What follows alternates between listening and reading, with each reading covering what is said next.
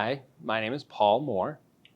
It's actually called the Fargo Board of Education. All everybody knows is the Fargo School Board. I've been going to school board meetings for a few years now, and one of the things that really upset me was some things that even Dr. Gandhi said. This is my second time running, so a couple of things that Dr. Gandhi said that was really rubbing me the wrong way. So I said, look, my kids have graduated. I've got some time. I have the skills. So yeah, let's run for school board and see if we can make a difference. There has been several things that have led me to be qualified for this position. I suppose the first one being I have 30 years of leadership experience. I have 10 years in the military. I have 20 years in the civilian world. And each one of those being a little different, but it all kind of says, okay, how do you get the right people in the right spots? How do you get the right money in the right spots? And just continuing forward with that and making sure that every decision is made. Not that every decision is perfect. Sometimes you have to go back and adjust it. But that's some of the things I've learned too. Is like I'm not perfect, but I'm willing to make a step up. Say, hey, I've made a mistake. This is what I should have done, and then move forward. Just a little bit as a personal thing. Right now, I teach 4-H archery, so I'm dealing with kids. And I like to watch them grow and be leaders too. So just a little bit of that, teaching them leadership too. My top 3 priorities, and I don't want to be cliche, but they are true.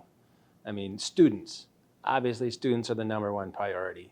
I mean, I get very frustrated. One of the things I get frustrated, the proficiency versus choice ready.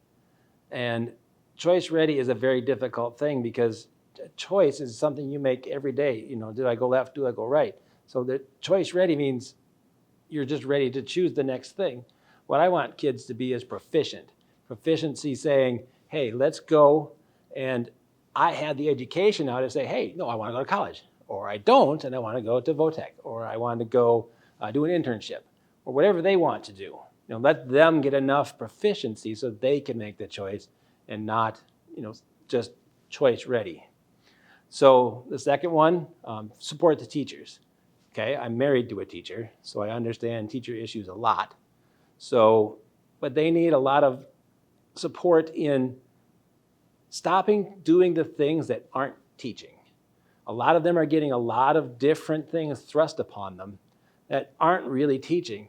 And some of that is, say, you have 30 kids in the classroom, which is already too many. But then you've got that 2 or 3 kids are really being difficult.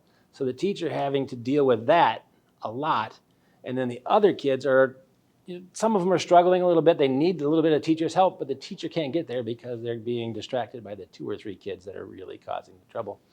And the third thing being there for the parents and the taxpayers. Because, I've been there. I was a parent. I was very busy. And so I understand that you don't have time. You've got questions, but you don't have time to go into them. So I'm hoping to be there for the parents so they can, call me, email me, text me, whatever it is, and then knowing that I will get back to them. I was actually a member of the Long Range Facilities Planning Committee. And so we got a whole bunch of information about the condition of all the schools in the district. And from what they made it sound like is that all these schools will need to be replaced in 20 years. And that doesn't seem right considering some of the oldest schools are 100 years old. So they are built to last and they're still doing the job. A lot of those schools on the north side was the one where my kids went. They did the job. They got the classrooms are ready and the teachers are ready and they got a good education. But some of these newer schools that they built to the south, it's like those schools are not, I guess, built to progress into the future like those old schools were. So now it's all coming together and saying, hey, we're going to need to replace these schools. We're going to need to, and I'm challenged by, okay, why did we do that in the first place? We're going to build a new school, new Horace Mann School. Is that going to be built to a standard that says it's going to last for 50, 60, 70 years so that it doesn't have to be rebuilt all the time? So 5 years down the road, I am very sure that there will still be issues like that need to be addressed. And I'm hoping to still be there to help address them.